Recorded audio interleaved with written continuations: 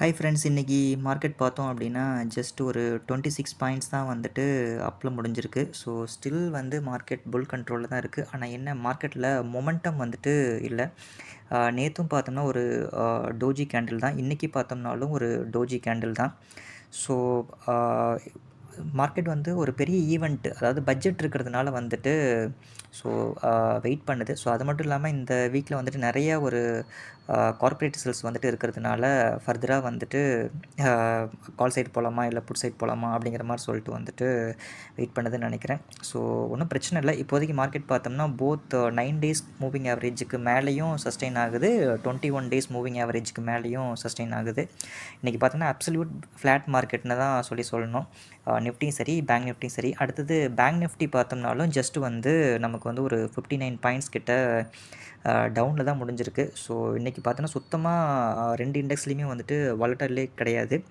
So just வந்து ஃப்ளாட்டாகவே முடிஞ்சிருச்சு. So neutral strategies வந்துட்டு யூஸ் பண்ணியிருந்தா, ஜஸ்ட் லைக் ஸ்ட்ராடர்லாம் யூஸ் பண்ணியிருந்தா இன்றைக்கி வந்துட்டு ஆப்ஷன் செல்லர்ஸ் வந்து நல்லா ப்ராஃபிட் பண்ணியிருப்பாங்க. இது வந்து இன்றைக்கும் நேற்றும் சரி ஆப்ஷன் செல்லர்ஸ்க்கான மார்க்கெட் தானே ஒழிய பையர்ஸ்க்கான மார்க்கெட் வந்துட்டு கிடையாது. ஸோ நாளைக்கு வந்து லீவ் அப்படிங்கிறதுனால பேங்க் நிஃப்டி வந்து இன்றைக்கி ஒரு நாள் முன்னாடியே வந்துட்டு எக்ஸ்பைரி இருந்திருக்கும். ஸோ கண்டிப்பாக வந்துட்டு செல்லர்ஸ் வந்து நல்ல ப்ராஃபிட் வந்துட்டு பண்ணியிருப்பாங்க. ஸோ இன்வெஸ்டர்ஸ் பார்த்தோம்னா இப்போதைக்கு ஒரி பண்ணிக்கணுங்கிற அவசியம் கிடையாது. ஸோ மார்க்கெட் ஸ்டில் புல்லோட கண்ட்ரோலில் தான் இருக்குது. ஸோ அடுத்தது பார்த்தோம் அப்படின்னா இந்தியா விக்ஸ் பார்த்தோம் அப்படின்னா இன்றைக்கி பெருசாக இம்ப்ரூவ்லாம் ஆகலை. ஜஸ்ட் வந்து 0.21% கிட்ட தான் வந்து இன்றைக்கி இந்தியா விக்ஸும் வந்து இன்க்ரீஸ் ஆகிருக்கு. ஸோ பட்ஜெட் இருக்கிறப்போ இவ்வளோ ஸ்லோவாக இன்க்ரீஸ் ஆகிறது ஒன்றும் பிரச்சனை இல்லை, நல்ல விஷயந்தான். ஸோ பட் வரக்கூடிய நாட்களில் வாலட்டாலிட்டி அதிகமாக இருக்கிறதுக்கான வாய்ப்பு இருக்குது. ஸோ ஆப்ஷன்ஸில் ட்ரேட் பண்ணுறவங்க கொஞ்சம் பார்த்து ட்ரேட் பண்ணுங்கள். அடுத்தது எஃப்ஐஎஸ் அண்ட் டிஎஸ் ஆக்டிவிட்டீஸில் பார்த்தோம்னா எஃப்ஐஎஸ் 1271 க்ரோர்ஸ்க்கு வந்துட்டு பை பண்ணியிருக்காங்க. டிஎஸ் வந்து 529 க்ரோர்ஸ்க்கு வந்துட்டு செல் பண்ணியிருக்காங்க. ஸோ ஸ்டில் வந்து எஃப்ஐஎஸ் வந்து மார்க்கெட்டில் டாமினேட் பண்ணுறாங்க. ஸோ இது வந்து ஒரு நல்ல விஷயம். ஸோ எஃப்ஐஎஸ் வந்துட்டு பையிங்கில் இருக்கிற வரைக்கும் நம்ம வந்து கவலைப்படணுங்கிறது கிடையாது. ஆஸ் அ இன்வெஸ்டராக மார்க்கெட்டை வந்து மேலே தான் கொண்டுட்டு போகிறக்கு ட்ரை பண்ணுவாங்க. அடுத்தது பார்த்தோம் அப்படின்னா நம்ம நிஃப்டியோட டாப் கெய்னர்ஸ் அண்டு லூசர்ஸ் வந்துட்டு பார்க்கலாம்.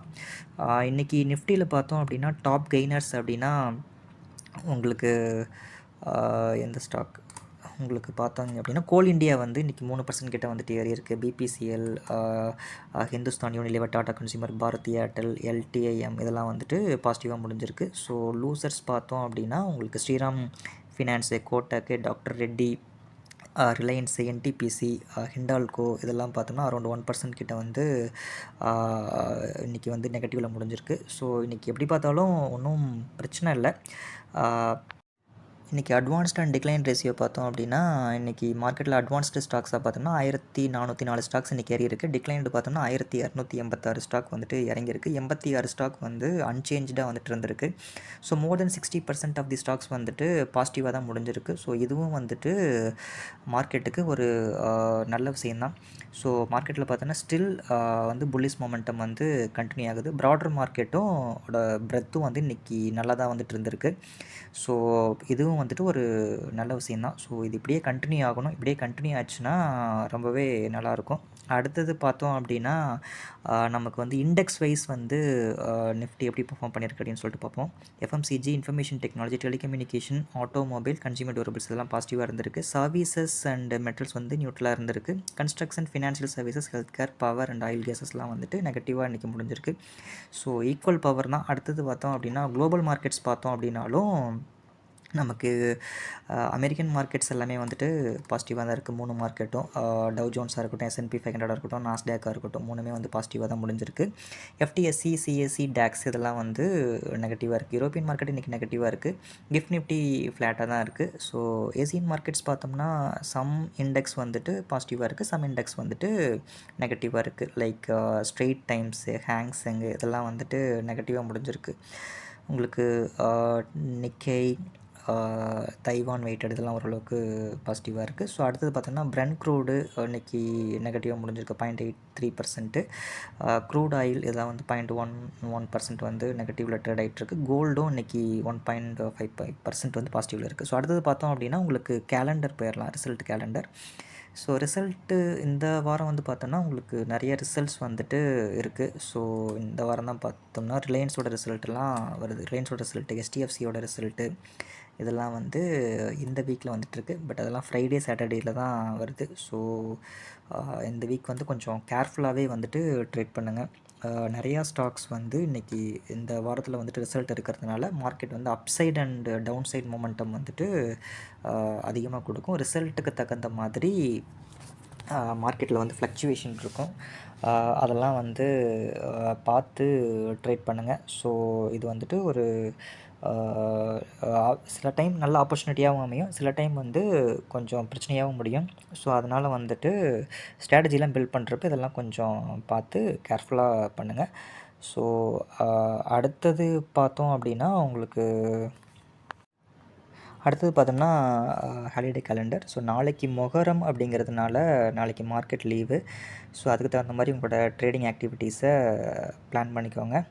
ஸோ உங்களுக்கு அதுக்கப்புறம் வந்தீங்கன்னா உங்களுக்கு டைரெக்டாக எக்ஸ்பைரியில் தான் வந்துட்டு ட்ரேட் பண்ணுற மாதிரி இருக்கும். ஸோ எக்ஸ்பைரி டே அன்றைக்கி கொஞ்சம் பார்த்து உங்களுக்கு ஸ்ட்ராட்டஜியை வந்துட்டு பில்ட் பண்ணிக்கோங்க. ஸோ அடுத்தது பார்த்தோன்னா ஓப்பன் இன்ட்ரெஸ்ட்டு.